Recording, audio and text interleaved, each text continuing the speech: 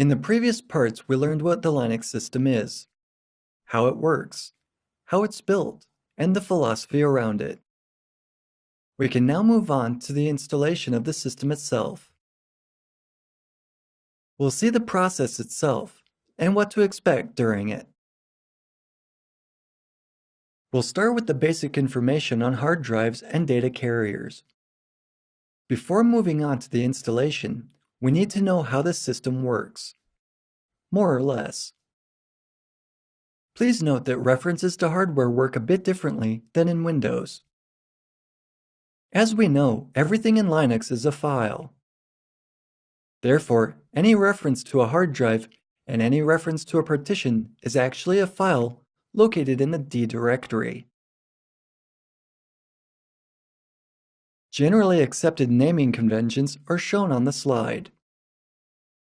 IDE disks, generally older, now rarely seen, are visible through HDX files, where X stands for the consecutive letters that correspond to the consecutive disks.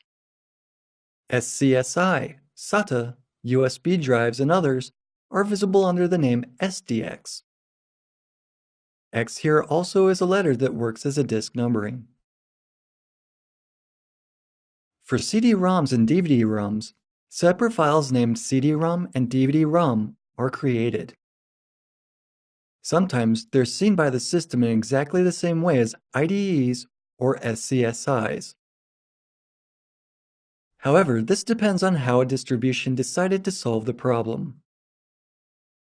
Floppy disks were visible under the FDX alias, where again X is the number of disks and changes from A to Z.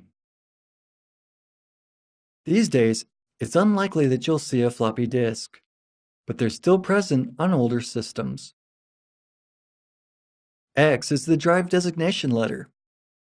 It can have values starting from A and increasing in the order of which the drives were connected to the controller. The first controller, the first disk, will be designated with the letter A. The second controller, the second drive gets, for example, the letter B, depending on whether there's something between them. Partitions, on the other hand, that is, the things that are visible in Windows as ordered letters C, D, etc., are denoted by digits appended to the device's name. For example, the sixth partition on the first drive will be seen as an SDA5 file located in the dev directory. Most systems have one physical disk and one CD-ROM. In such a case, the hard drive will most always get the SDA tag, and consecutive partitions will be numbered from 0 to the number of partitions on the disk minus 1. The CD-ROM will be the CD-ROM file in the dev directory, and the DVD-ROM will be the DVD-ROM file in the same directory. Other devices, such as a USB connected to the system, are named SDA, SDB, SDC, and so on.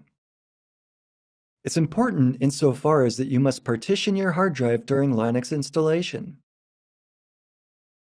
The Linux installer manages disks using the common naming conventions. Some distributions use different notation based on, for example, disk's identifier or its internal number. But the basic naming will always be recognized.